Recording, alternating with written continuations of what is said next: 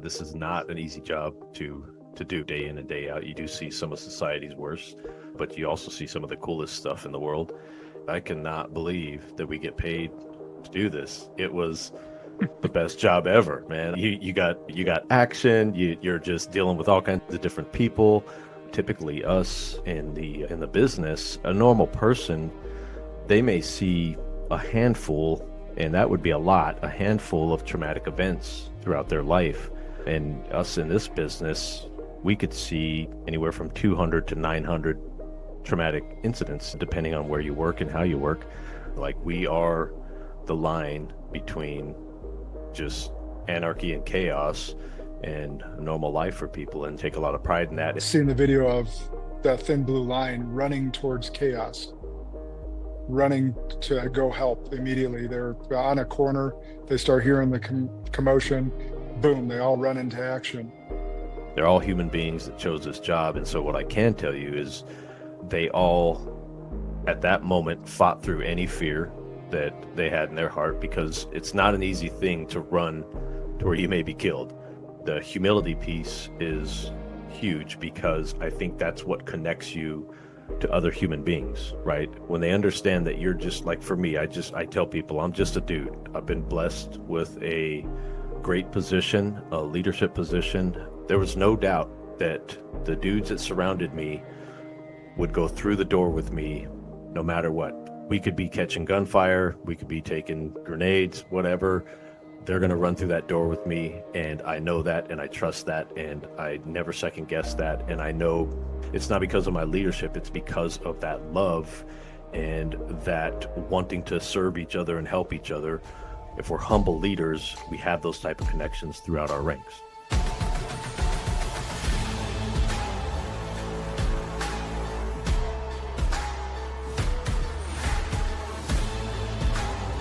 This is Sparta! Welcome back to Spartan Leadership. We're a leader-to-leader podcast, and today will be no different. Today, we're joined by someone who embodies the true meaning of leadership under pressure. Chief Deputy Matthew Thomas of the, how do you pronounce that? Pinal? Pinal. Pinal? See, I got it wrong on the first two guesses. Pinal County Sheriff's Office. With over 3 decades of experience in law enforcement, Matt has dedicated his life to protecting his community and leading his teams through some of the most challenging scenarios imaginable. So he started as a detention officer back in '93, and he's risen to the ranks to become second in command of an agency that oversees over 600 employees and a $50 million operating budget. He's commanded over 700 SWAT missions, worked undercover in narcotics, and tackled cartel-driven crime in one of the nation's most complex and dangerous regions. But Matt's not just about operations, he's passionate about leadership, and that's why he's here today, because this is that leadership episode or leadership podcast. So specifically building a legacy that inspires and equips others to excel. I love Matt and his bio already. Welcome to the show, brother. Thanks for having me. Glad to join you. So your career spans over 3 decades, starting as detention officer and rising to chief deputy. Take us back to the beginning, though. What inspired you to step into law enforcement in the first place? Man, I don't know. I don't know if it was inspiration or need. There was definitely inspiration to serve, so I wanted to serve in some capacity, whether that be military or law enforcement. But at the ripe old age of 19 years old, my then girlfriend, now wife of 31 years, was pregnant, and I had a life decision to make at that point. And so I knew that I had to get into something quickly. I knew I wanted to serve in some capacity. And so I started applying to different agencies, and I was actually looking at the military as well. And Pinal was the first one to throw out an offer, and I've been there for coming up on 32 years now. And we make those decisions in life when we're forced into something. But you've chosen to stay with it for almost 32 years. What's inspired you to keep going in some of that? Because I teed you up, like you've gone through and seen some of the worst and probably some great things as well. But to stick at it for almost 32 years, something's must have kept you there. What's really been behind that? It's going to be a combination of things for sure, because this is not an easy job to do day in and day out. You do see some of society's worst, but you also see some of the coolest stuff in the world. And I think once I got into it, again, I did have a heart to serve. I had that drive. I had a cool upbringing with a lot of exposure to my grandparents who were both World War II vets, and specifically my grandpa, and he was a small business owner, had a lot of vet friends that would come over to his business, and I got to watch the interactions, the camaraderie. So I think I was always attracted to that. And once you get into this profession, that it's very similar to the military in that sense, a lot of camaraderie. The structure was good for me because I needed structure. And so it was good to have that chain of command and that very rigid organizational structure. And then, to be honest, once I worked detention for a little bit, and then I went out onto the street as a cop, as a deputy sheriff. And when I hit the streets, I was like, dude, I cannot believe that we get paid to do this. It was the best job ever, man. You got action. You're just dealing with all kinds of different people. And I had a pretty rough upbringing. I grew up in a rough area, and so being in those high crime, impoverished areas didn't bother me at all. I didn't view those people as any less. I viewed them as equals, and I think that helped connect the humanity part of it for me. And so I was just having a blast, and I've been having a blast for over 30 years, and it's a fantastic job, and it sucks sometimes, but I think the the cool and the good far outweigh the bad. And you can see almost every day that you make a difference in your community, right? You have a direct effect on the people that live in your community. So I think all that stuff keeps you pushing forward. Is it hard to keep that level of humanity when you're seeing some of the work, or on those days that you see the worst of the worst? Oh, dude, yeah, it's never easy. This has been 32 years of ups and downs, and the downs are the lowest of the low. Typically, us in the business, a normal person, they may see a handful, and that would be a handful of traumatic events throughout their life. And us in this business, we could see anywhere from 200 to 900 traumatic incidents, depending on where you work and how you work. So the exposure to the bad can make it tough. But I think for me, a big part of pushing through the bad was understanding that there was a lot more good and that I had a purpose in the world and that we all do in uniform. We have a specific purpose, and without us, this kind of all falls apart. And I think people forget how fragile our society is. And when you get into this job, you see the fragility of between chaos and just normal life. And you have a true understanding that thin blue line is really a thing. Like we are the line between just anarchy and chaos and normal life for people, and take a lot of pride in that. And so again, that helps get you through those hard times. But the hard times suck, man. They have a toll on you, they have a toll on your family. Yeah. Speaking of hard times and chaos, just early yesterday morning, as a moment that we're recording this, the New Orleans incident happened, and a driver of a pickup truck kills at least 10, injuring 30. I saw a video on X or Twitter. I still can't call it X, man. It's still Twitter. Um, Seeing the video of that thin blue line running towards chaos, running to go help immediately. They're on a corner. They start hearing the commotion. Boom, they all run into action. And that's a large part of what we don't necessarily see. Like you guys are running straight into the danger uh, with such bravery and selflessness. And yet the media and TV is constantly stoking the race flames and stoking the immigration crisis even further with essentially bastardizing your career.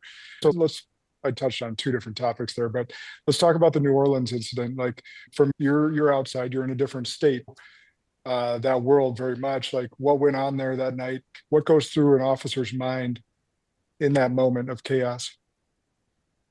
Man, it's really going to depend because I can tell you, I saw the group of officers that you're talking about. I've seen that video play over and over. So it looked like there was probably 10 or 15 officers that all bolted at the same time and took off towards the chaos.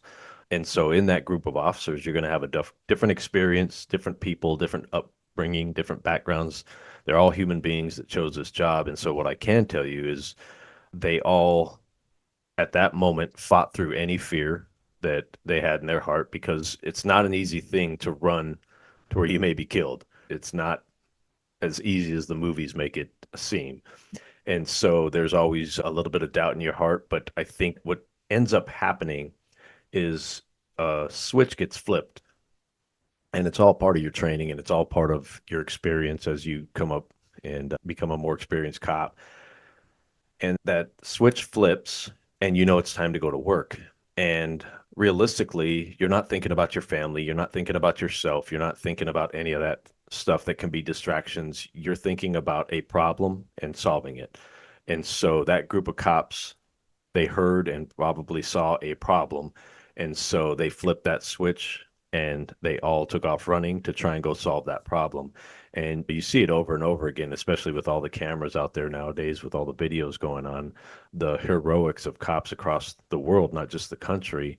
When something like that happens, that switch flips and they just go to work and they do the best they can. And sometimes it's going to cost you your life, unfortunately, but I think we all understand that and we all know we didn't necessarily sign up to get killed, but we signed up knowing that is a byproduct of the work that we do because we work in a violent world. And yeah, just again, it's just, I can't say it's built into you, but it's just part of who you are and what you believe is that I am in my life if I have to intervene. Yeah. Yeah, it's just traumatic, and our hearts go out to all those affected down there. My old college roommate was down there. Fortunately, he's old like me and went to bed early enough that he wasn't there for the event. But he ended up flying home today and skipping the football game just because he was sick of seeing the crime scene and how he was almost affected. So that being said, the leadership that you've seen over the years and been a part of and are now our key leader on the team, talk about the structure a little bit, because I think this crosses paths into entrepreneurial space as well. Law enforcement, military have some of the most stringent structure that I've seen, and yet a lot of business owners have some of the weakest structure to their organizations. And I help coach them through that a lot as part of the work that I do to help them get more structure in their lives in a chaotic world that is entrepreneurship. Talk about some of the structure, the good leadership, the bad leadership that you've seen along with that in your time in the last 32 years. The structure is key, right? Because unlike a boardroom, when we have something pop up, there's lives involved, right? It's not profits or gains or losses. It's lives at stake. And so we have to be very precise and we have to be able to execute upon command. And so when you talk about our structure, we're a paramilitary organization as law enforcement. And what that means is we have that rank structure. So, you have your deputies and those are the line level workers and they are the ones doing the majority of the work. And then you have your first line supervisors. For us would be sergeants. And then you start to get up in rank into the what we call executive staff, which would be your lieutenants, captains, and on up. And that structure, that layer is all put there specifically for those purposes so that each level has their job, has their duties, has their vision and mission. And then each level above them that broadens. And so you're seeing a bigger picture. And like for me in my position, I'm looking at the whole ship, right? And steering this whole ship. And as you go down each level, they have specific missions within that overall mission. And how that works for us, and especially the structure, how it works for us, is when we have those critical incidents let's talk about the Louisiana incident again. When something like that happens, your command system goes into place and you have bosses who start directing resources to the appropriate places and start taking care of problems and start filling in gaps and start preparing if there's going to be secondary or tertiary issues go on. You're dealing with all that.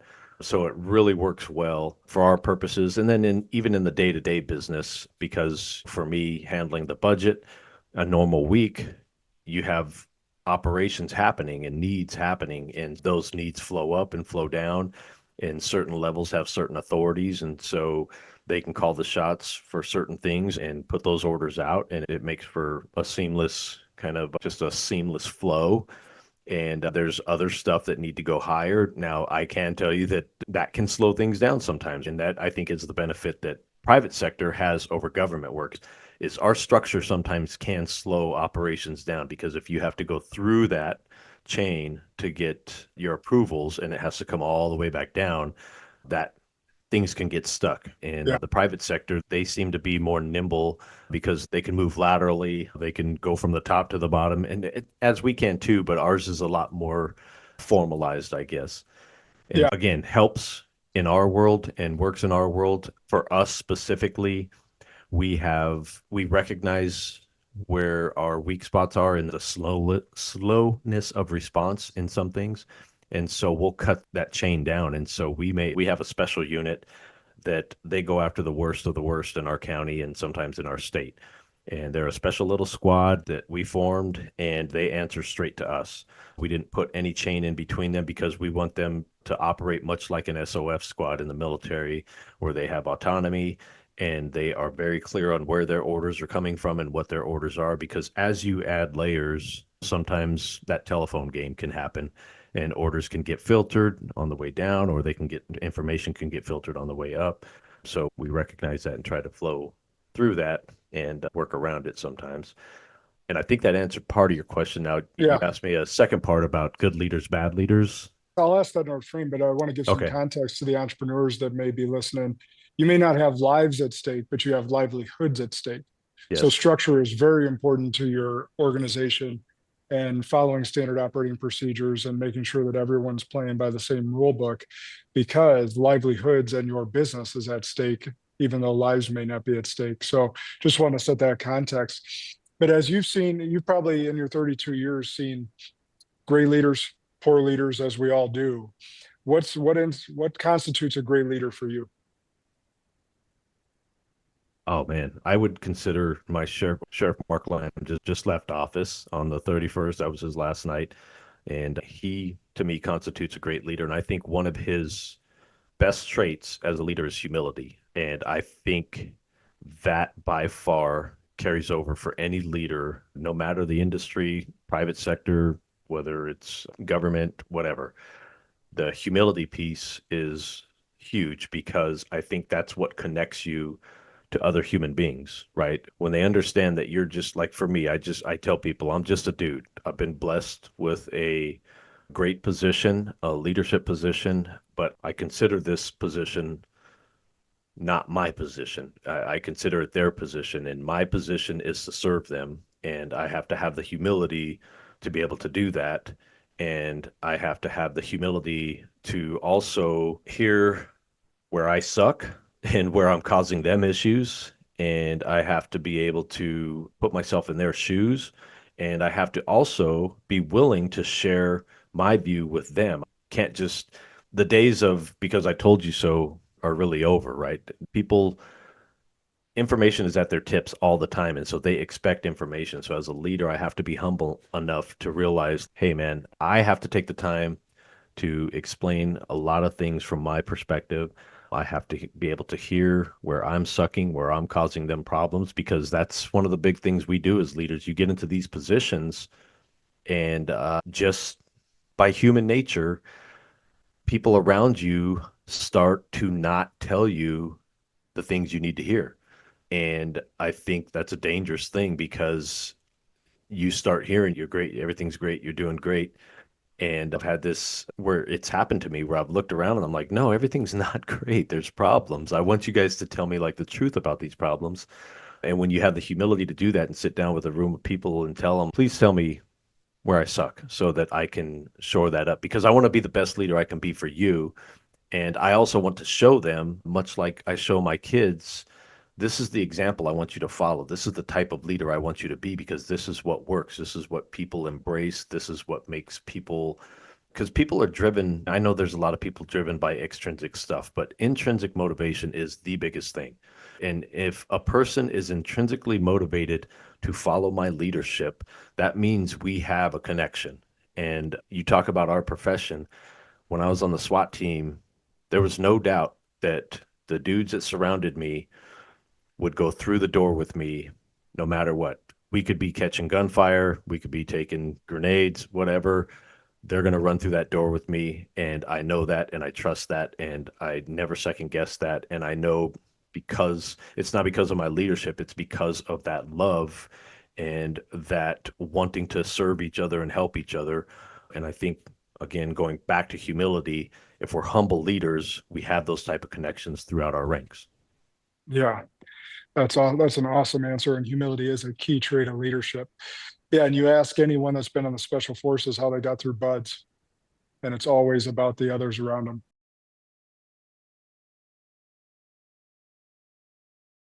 Anyone that was there for themselves rarely gets through it. Yep. And that's that brotherhood in the military and the law enforcement. And frankly, for those of us that find that brotherhood, whether it's a Bible study, whether it's just some great friends, you know how those light your life up and breathe life into you when they have your back in your darkest moments.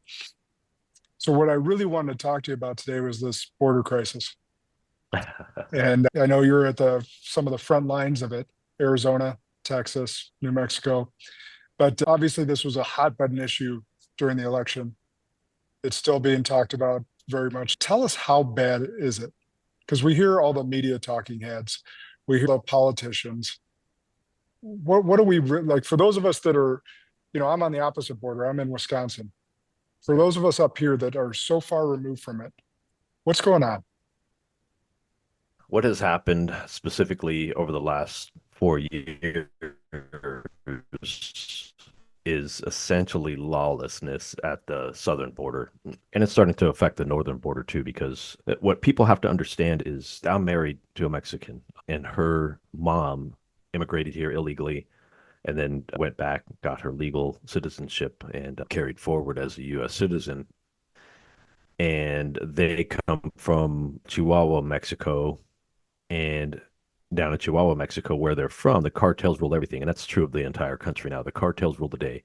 And not to sensationalize it, but the cartels are a huge criminal organization that are the most powerful right now in the world. They have their tentacles throughout the world, and they happen to be at our southern doorstep. And they also, what you have to understand in this region is there's familial bonds. So back when the U.S. bought this territory and all of a sudden it became the U.S. almost overnight, that was Mexico. And then they just moved the line after the purchase and said, this is now America. You had families on both sides of that line now because some got bought into America and some were still in Mexico. And so there's familial bonds across there. So the cartels have their tentacles deep into this southwest border and throughout the world, like I said. But them being the power that they control everything. And I was telling you about my wife's family because when they immigrated here, and this was true back in the beginning of my career, there were a lot of people, not a lot, but compared to now, but there were people that were coming from those countries, especially Mexico, coming over for quote unquote a better life, right? And that held true. The people that were immigrating across were coming here to work, coming here to look for better jobs. They would send money home. That was all very true. That still happens to an extent today. The difference being today, the cartel controls all of that movement. So back then, those people could just walk through the desert, get into the U.S., and get to a city, and they were good. Now, the cartel controls everything moving across that border. That's how powerful they are. So when people move across that border, those people have to pay a fee. And so the cartel controls those areas, those fees. You pay your fee, and then you get across. And typically speaking, they only guarantee you into the U.S. Once you get to the U.S., if you get picked up by the next crew, then that crew will tell you, yeah, that money was for them on that side. Now you're in the U.S., you're in our territory, so now you owe us more money. I don't have any more money. Okay, you're going to work for us to work that off, and they can become indentured slaves. And for females, you know what that means. That's going into the sex trade most of the time. For males, it could be that they're mules carrying dope. It could be whatever work the cartel wants them to do for them. So the days of people just simply coming here for a better life are no more because of that big criminal organization controlling the border. And with that comes all the bad. So if you look at our area, like from our county's about 55 miles off of the U.S. Mexican border at the closest point. But why we are key terrain for the Sinaloa cartel specifically is that is all open desert, and a lot of it is Indian reservation all the way into Mexico. And so they have free reign in that area, and they exploit that heavily. And so all of that adds to the problem. And then if you look at the last 4 years, the policy differences from the national level, when they did away almost immediately with the remain in Mexico for asylum, we had huge influxes of people.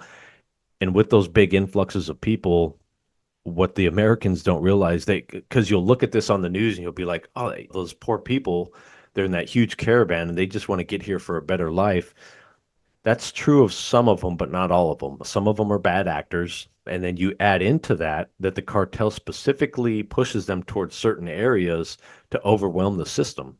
And they're overwhelming the system as a feint. So I'm going to push people here. It's going to cause Border Patrol to react, and they're all going to have to come here, use all their resources. And while that is going on, the fentanyl flow and the meth flow is going around them on the edges where it's unprotected. And so that's what's been happening, and it's become more and more prolific as we loosened up the rules over the past 4 years. And prior to that, we had better rules in place. We're never going to stop it. Another thing people don't understand is these routes have been these routes since the Pancho Villa days. And so there's a long history of smuggling routes here in the Southwest. So we're never going to completely stop it, but man, we can mitigate it, and we can do a lot better than we're doing now. Do you have any idea how many have crossed in the 4 years? Are the numbers the media is reporting remotely true?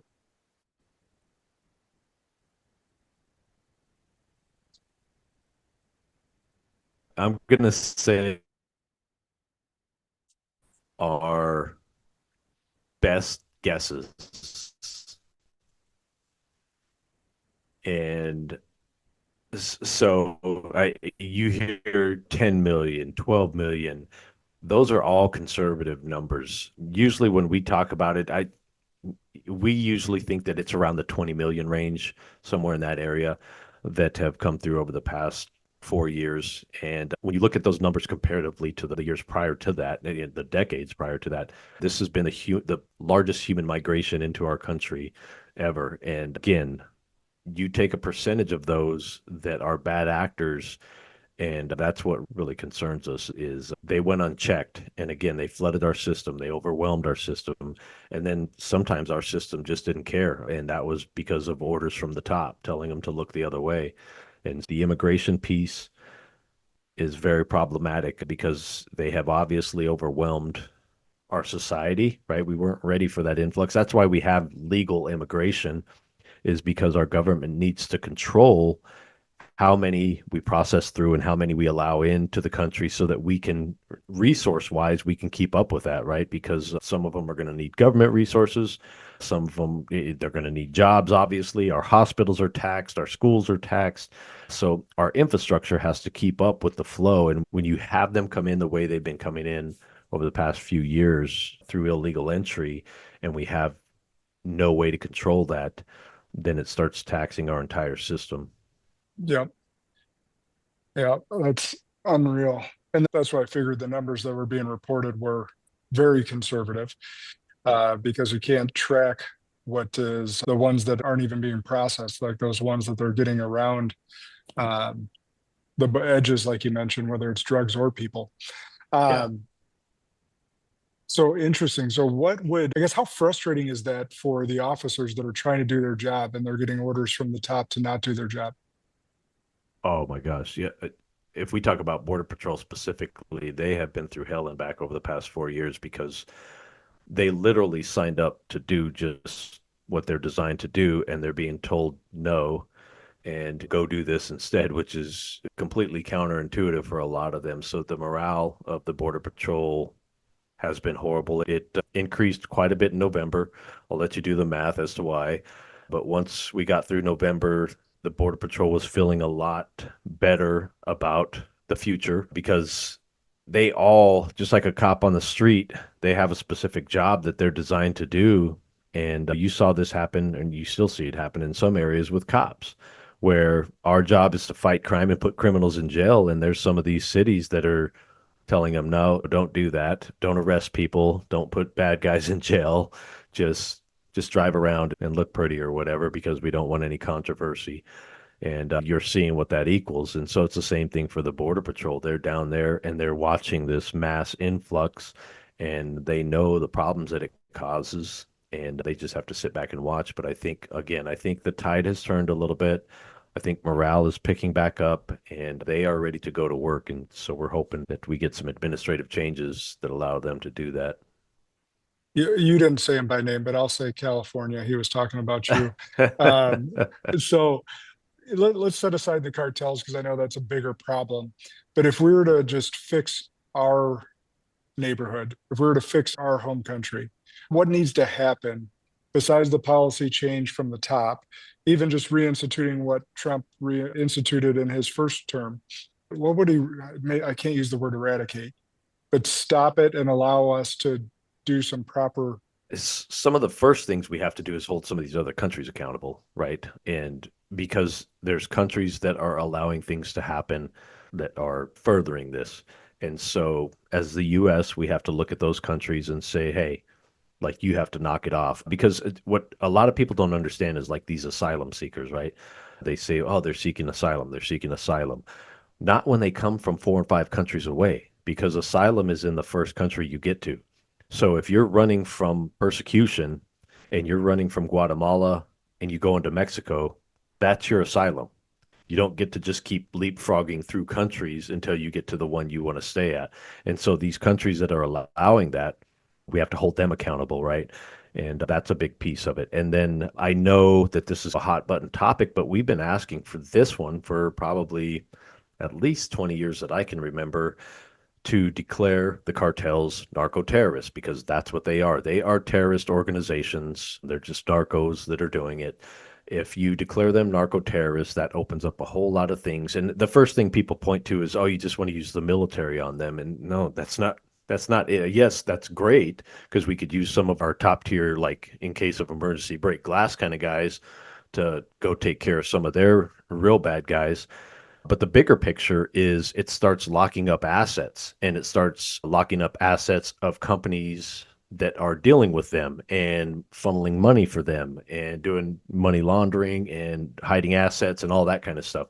Starts locking all that up. So you start hitting these guys in their pocketbooks, and you start hitting quote unquote legitimate companies that are assisting these criminal organizations and locking up their assets. That has a lasting effect, and it has a very quick effect, because a millionaire businessman is not going to want to lose all of his assets overnight because he's doing some stuff on the side that he knows he shouldn't be doing with some of these criminal organizations. So that's a huge piece of it, being able to take that away from them and lock up their assets, because that's one of their big things, right? They can buy whatever they want. They can buy their way through criminal cases. They can buy the hardware that they need to fight these wars that they're fighting down there with each other and with the Mexican military, and all that stuff goes along with it. So that's like high level. And then as you drill down and you get like into the states themselves, how we start dealing with this. And I think this is just for society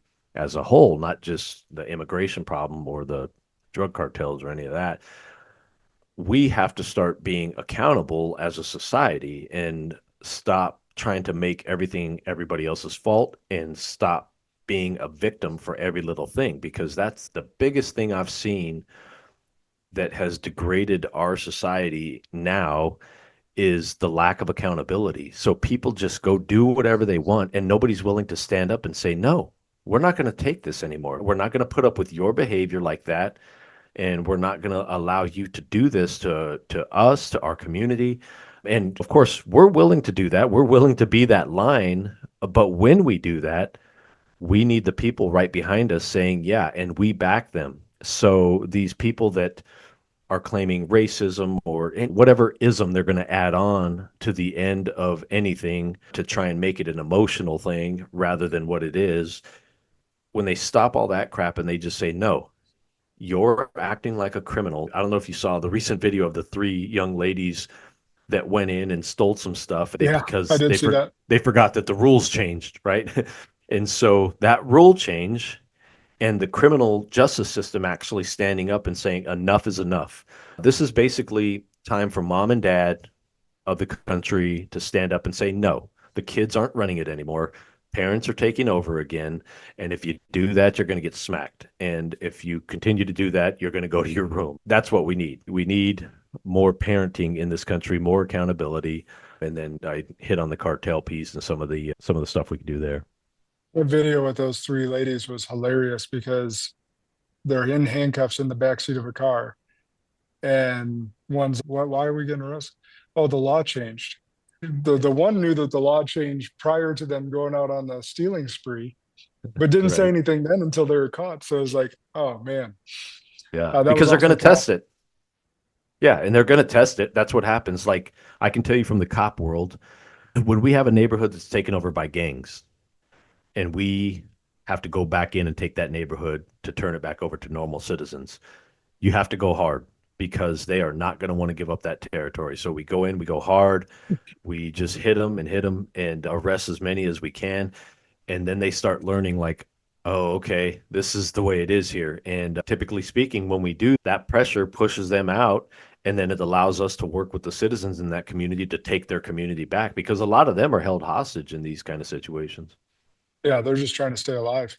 Yep. Yeah. How much would the wall help? Oh, it helped tremendously. What it does more than anything, again, we're not going to completely stop it. And I get the people that say if you build a wall, they're going to build 10-foot wall, they're going to build a 12-foot ladder. I get all of that, but they have to work a lot harder with that wall in place than they do without it in place because where the wall is, they are working to get stuff across or under if they're digging tunnels like the Sinaloans do, but they're working a lot harder. And that's a lot easier to focus on when we don't have just open desert that they're crossing because there's areas down south of our county where it's a 3-strand barbed wire fence or it's just some Normandy style barriers that are just sitting there in the desert and people can walk right through them. And so that doesn't do anything. The wall, as it is planned, if you look at the Yuma sector, go way back when Arizona, the Yuma sector of Border Patrol first put up their wall, just in that sector's traffic of humans coming across cut by 95%. So that's how effective the wall can be. 95%. And those are numbers that the media is definitely not going to report. No. But that's a case study and showing how effective it can be. So let's say we do the wall, we get the budgeting right, we get all the things that you mentioned done. How do the cartels react? What's their next move? Oh, they're opportunists, so they're gonna look for a way around whatever we put in front of them, right? So we put the wall up, they're gonna figure a way over it or under it or around it somewhere else if they use the waterways. So they're always going to work to counter us. That's why it has to be more than just it. It can't just be one thing or two things, right? It has to be a holistic approach by our nation. We have to work with those other nations and say, hey, if we find out that you guys are fostering these guys, much like we do overseas, right? When we find out that a country is harboring terrorists, we don't treat them with kid gloves. We need the same type of stance with our partners down south that, hey, if you guys are harboring these cartels and we find that to be true, you're going to pay the price, whether it's sanctions or whatever. We need that. We need better technology at the border. Not better, but more technology. We have some great technology, but we need that technology piece and we need the wall piece. And then we need the policies in place. So when the Border Patrol does take action, there's some bite behind it, right? And there, if you get all those things in motion, we're going to start knocking down their blocks and taking some control back. But again, they are a criminal organization. And as we've seen all through time, the criminals will constantly try to figure a way around it. And so it's a constant ebb and flow. But right now, they are very powerful. And I think we need to work to take some of that power back. Yeah. And I've had the privilege of interviewing ex-FBI, ex-CIA, and they've both talked about Tren de Agua being more than a gang, but a criminal organization in and of themselves. So we know that case in Colorado and Denver with the apartments being taken over by that criminal organization. Let's say you so from your SWAT experience, from your 32 years in law enforcement, when these policies change and we're able to actually make some headway with, like you mentioned earlier, getting back a neighborhood to the citizens, how hard is that going to be to root out some of those criminal organizations? It's going to be real hard. We've been discussing that internally as law enforcement in general in the U.S., especially with the Tren de Agua guys and because they're obviously pretty well trained in their tactics and how they operate, much like the high-end cartel guys. And it is going to be a fight, and it is going to be ugly. And unfortunately, what has happened because of U.S. policies is the fight is now at our doorstep. If you talk to any of the war fighters, any of the dudes that have been overseas over the past 20, 25, 30 years, when you talk to them and you sit down and say, how do you feel about what you do? I feel great because we're keeping the fight over there, right? We're keeping it out of our homeland. And those guys have been warning people for years. I talk to a lot of top tier guys all the time, and they tell us, like, we love doing our job because it keeps it over there, but man, it's coming and they're trying to get here. And unfortunately, over the past 4 years, they're here. And I think you're starting to see evidence of that as we saw in Louisiana. Unfortunately, that's just the beginning. And I think those of us in law enforcement understand that. And so to take this back is going to be a fight. And unfortunately, Americans haven't been exposed to this kind of stuff at home very much at all. And they haven't been exposed to how violent that the real world is. And when you go up against a criminal organization that is intent on violence, it's not going to be pretty. It's not going to look good. Cops are going to have to do things that people are going to say is brutality or whatever the case, but it is called survival and it is called fighting criminal organizations, and it looks rough. And I think we're going to have a rough few years in law enforcement as far as what our fight looks like to get it back a little bit. But I think that I really feel like the U.S. is at a point, which was evident in our last election, that they're fed up. They are done, right? And so I think the people across the U.S., while they don't want to see it, they're ready for us to do it. Let's take this back and let's get back to what we used to be. So we'll see, man. We shall see, because we know the media is going to attack and keep us divided as much as possible. I don't know if you can answer this. I got my own theories and I think I'm right, but I'd love to hear your take on it. So the last 4 years, you've talked about it. Biden ended the policies that Trump instituted, let in, like you said, about 20 million, perhaps more. And so all these facts that you just laid out, those are facts. Those are indisputable. That being said, the number we could argue about, but Right. Biden ending the policy and all that different stuff that you mentioned, those are facts. Why? Why would Biden or that administration, why would we as America allow these last 4 years of unprecedented illegal immigration happen? As well as I do. There's a bunch of theories to that. Now, if you're asking Matt Thomas what he thinks, I think that there are people that have been elected into our government, that have made their way into our government, that mean to do our country harm. And they understand, especially if you look at Sun Tzu.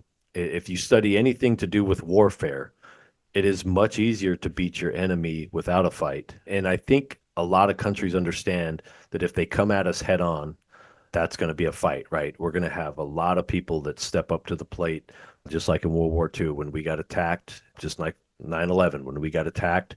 We are always willing to go to a good fight if somebody starts it. But I think you have a lot of people around the world that don't like us. I think that they understand how to take us down without a fight. And I think that has happened somewhat in our government, that people have gotten into positions where they can make policy, change policy, steer our government in certain directions, and they have bad intentions for the country. And I think some of that is that. And then I also think that a lot of these politicians are so self-serving that they're only worried about what they get for themselves and be damned with what happens to the country. So I agree with everything you just said, but to what end? What's their end? Those ones with bad intentions. What do you think their end game is? I think the end game is to end America as it looks. I don't know what the after effect would look like, but I think they are wanting to tear us down internally to where we become so divided that there's just fighting going on. And while we're all fighting each other and trying to figure out what's going on, they're slipping in and there's an argument there that some of these countries are specifically pushing numbers into our country so that they can tilt that into their favor. And if you want to get really down the rabbit hole and you look at China and the China pushing in Chinese nationals, especially military age males, I think the numbers, I'm not an expert on this, but I think from the experts I have listened to, if they can get 40%, that they've taken our country and they control it. And so I think that's the end game, is to take control of America and restructure it. Now, how that looks, I have no idea. Yeah, I'm down that same rabbit hole you're down. I just think a lot of people don't. So I read this study recently, and this will probably resonate with you. 30% of us can think rationally and logically, and 70% are emotional thinkers. Yes. And therefore, that's what we see when we see those people that live in the glass bubble and don't think down these potentially conspiracy rabbit holes to think about the bigger picture. Those are the ones that are emotionally driven and want to just be told what to think. That study I was like, okay, I'm so pissed at society so much. I get it a little bit more now. Yeah, real quick though, to that point, I think we have, as Americans, have to also pay attention to our school boards and our schools, because that's where it starts. And that's where that type of stuff starts, right? How our kids think and how our kids behave has been manipulated without a doubt over the past 2 decades, at least, if not further back. And that has a direct effect, because if you start, you're seeing they're adults, they're voting adults, right? And if they have been through our school systems, if their behavior has been modified, manipulated, steered, whatever, into a certain way of thinking that lines up with the bad guys doing what they want to do, it all lines up perfectly. You're 100% correct on that. And parents have just as much responsibility as our schools, and I should say even more, because I posted this as the school year started, and it got quite a bit of attention, both good and bad. But I said, as a teacher, your job is to teach them not what to think, but how to think.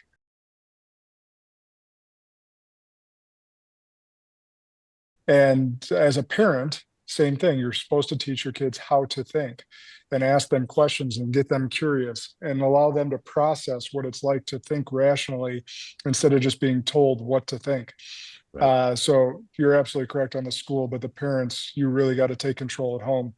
I want to ask a couple of questions that are more broad-based down this vein, but we talked about Tren de Agua a little bit, but we got Tom Homan coming in, and Trump's saying, okay, we're going to have these, we're going to have a mass exodus of illegal immigrants.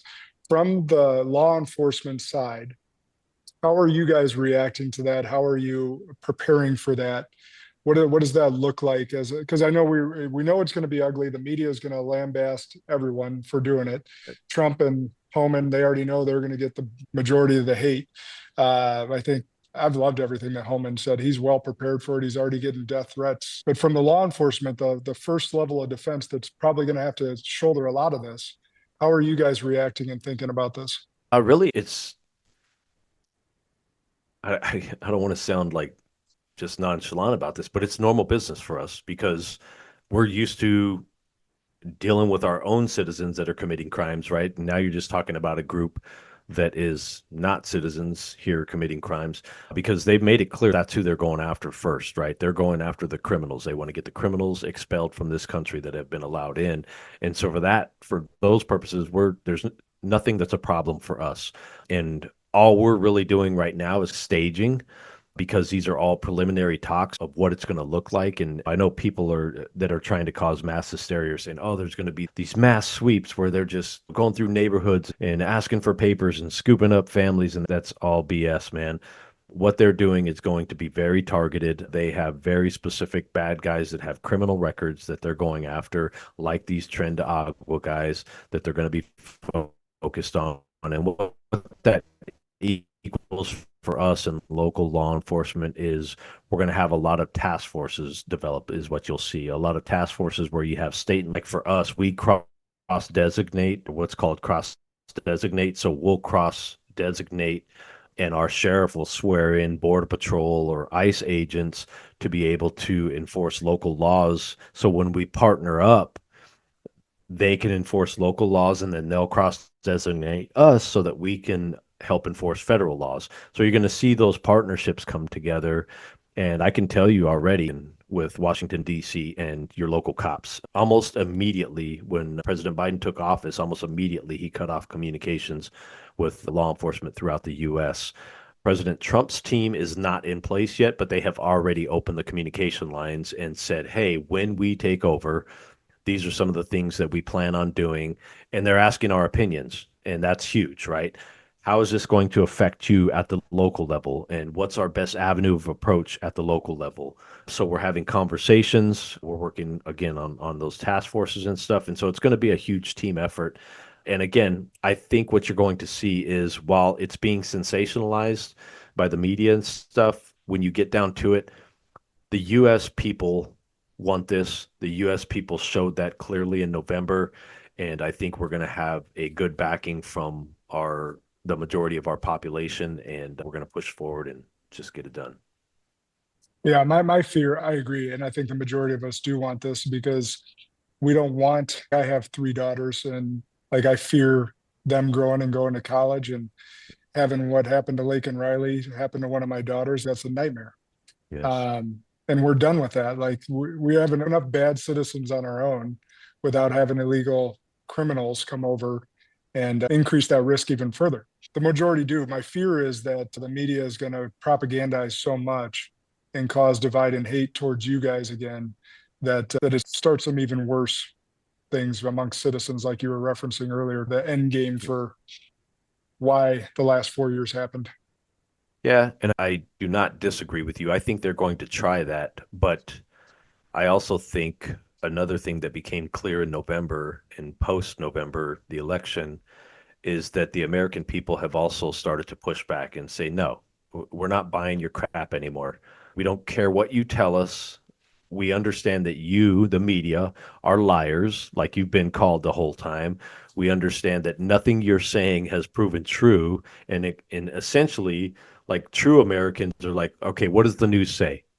Okay, so that's what National Enquirer used to be, right? National Enquirer used to be that magazine that you pick up in the store and you were like, this is all BS. Now people look at the news and they're like, this is all BS. And like a lot of people that I talk to, they're like, yeah, I watch the news for the weather and maybe a few local happenings. And then I turn it off because I don't want to hear it. It's all rhetoric. And it doesn't matter which side you're on, right or left. It's all rhetoric. And people don't want that anymore. And I think, honestly, your platform, podcasts, as proven by this election, this is the platform where people are going to get their information. YouTubes of the world, the podcasts of the world. This is where they're coming to get the no BS, unfiltered, let's hear facts kind of stuff. Because we ask questions that people actually want to hear. Like I actively think about, hey, what would my audience want me to ask Matt? Right. And so same with Joe Rogan, same with Sean Ryan, same with any of the people that put out real podcasts that are having real people on that have an expertise in a certain area. And I think another beautiful thing about the podcast is the ones that'll do it is we don't have to agree on everything. We can have disagreements, but we can sit here and we can go back and forth with that and have a discussion. And you give me your point of view and I give you my point of view. You give me facts that support your view. I give you facts that support mine. And then the people make a decision. What the news used to be, right? They would just report facts and the people decide. And I think that's a lot of what happens here with podcasting. Yeah, although I've been questioning more and more how long the news has actually reported facts, like when that stopped. Anyhow, because I still look at those images and videos of us supposedly landing on the moon and being like, people believe this. Like, this is interesting. Anyhow, we won't go down that rabbit hole. And you're gonna get some comments on that one. Oh, I always do. They're like, every time I say that, they're like, I bet you believe the earth is flat too. I was like, actually, I don't know if I believe that one or not, but I know for damn sure they didn't land on the moon and then supposedly lose the technology. Now we're 50 years advanced and have way better technology and we can't get back there. I know that for damn sure. Anyhow, So my last question, second to last, I always ask one consistent one at the end. And this one we may or may not agree on, but it came to mind as I was thinking about COVID. And you would see, and now this summer was in California, some other places, where cops would arrest people for not complying, even being outside. And I think from those of us just in the citizens side of things, we want to know that the cops have our back when the government becomes tyrannical. And I guess my question is, if they try and push that again, where and when will the cops stand up and say, yeah, we're not doing that? Oh, we did that last time. We did that in 2020 from the get-go. Our agency was one. I know you didn't see it across the board, and I can't say that you'd see it across the board again. I think a lot more would fall into our, because we were the outliers, and we stood up and we said we're not doing that. People have the right to do what they want. We caught some hate for allowing the church to hold their Easter service. They contacted us. They were in our jurisdiction. They said, we want to hold Easter service. We're like, yeah, hold Easter service. They said, hey, we're going to do everything that they're saying to do, all the little separation that they're talking about and all that stuff. We're going to do all the stuff according to their guidelines, but we're still going to gather. Yeah, gather. You have a First Amendment right to do that. And we're guided by the Constitution, not some made-up rule by a politician. And when we did that, and when they let people know that they were having their service, of course, the people that were freaking out were calling us killers and murderers. The sheriff and I got so much hate mail talking about how they were a good Christian and they're wishing death on my family. And I'm like, really? Okay. And so we've been through it before. We know what it's like. We would stand up to it still. I would hope that there's more law enforcement leaders that understand that they were duped the last time and fell for that stuff, because it carried over to high school sporting events. They would call our office. We want you to come kick these people out because they're not wearing a mask. No, that's not our job. They have the right to be wherever they want, however they want to be. These are made up rules. But I do think that you would see a lot more of law enforcement standing up against that than you saw the last time, because they understand, hopefully, that they were duped. Yeah, people just have such short memories, and I feel like most people have already forgotten that should happen, where they're filling in skate parks with sand and arresting people for surfing and outdoors, where fresh air, last time I checked, was actually a good thing for us, not a bad thing. And I'll tell you, like, even our governor, we fought with our governor. The sheriff called him and said, look, Governor, I'm not trying to start a fight, but we're not following your executive orders, because your orders do not override the U.S. Constitution, and that's what we follow. Yeah, that's awesome. Yeah, I hope you're right, because so I give you perspective. I live in one of the most liberal counties in the country. We have the state capital here and the major university. So we call it 80 square miles surrounded by reality. But my perspective's a little more slanted than yours down in southern Arizona. Yeah. Good. I always ask this question at the end, and it could be on anything that we talked about already, or something just comes to your heart. But what's an unpopular belief that you hold to be true that you think most others would disagree with? Oh, man. In today's world, I really feel like that's my belief in Jesus Christ, man. You know, there's times where I feel that's not true, but I also know that we can get stuck in our own echo chambers, right? And you tend to surround yourself with like-minded people. And I know I'm around Christians a lot, but I feel there's a huge attack on Christianity. And I think that is an unpopular belief, especially when you get into government.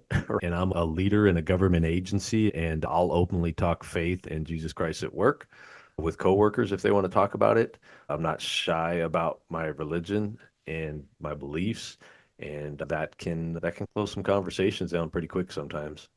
Yeah.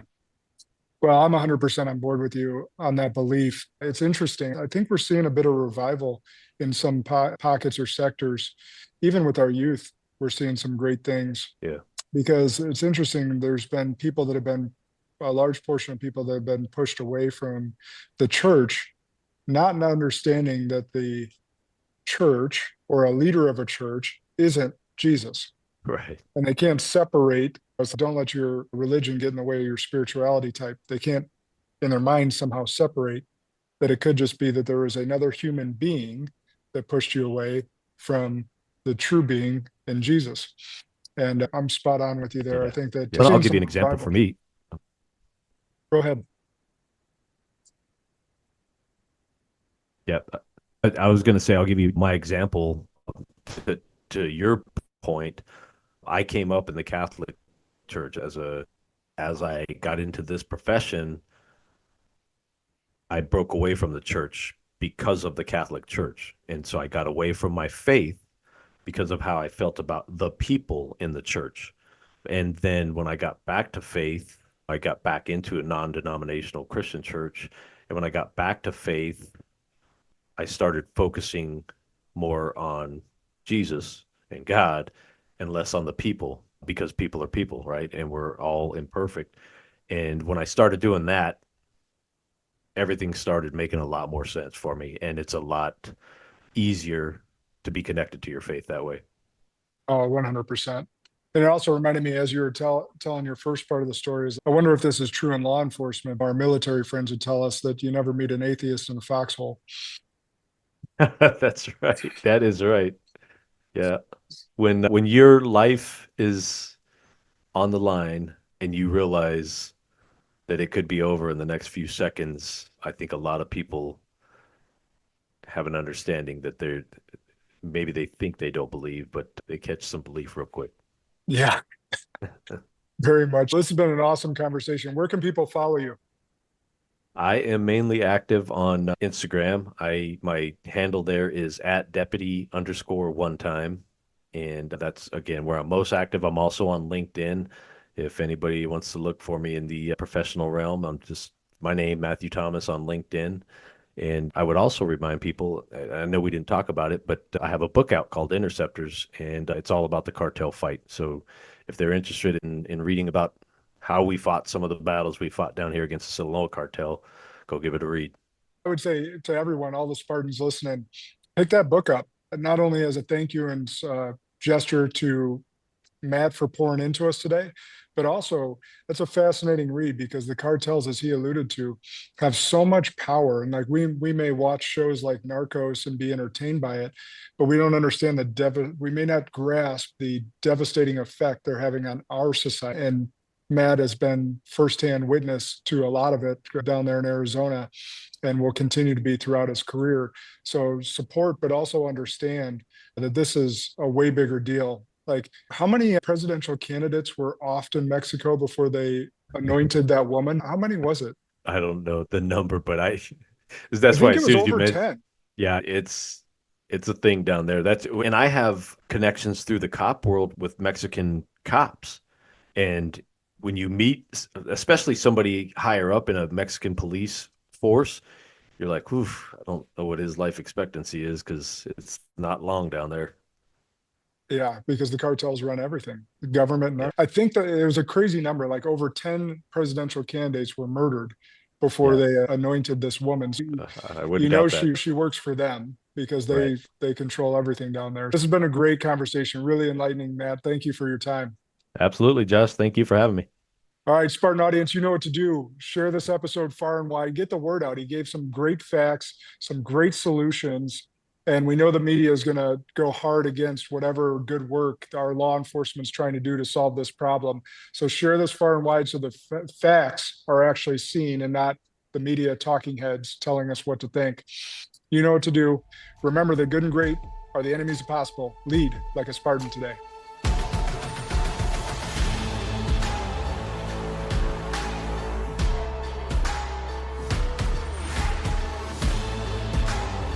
This is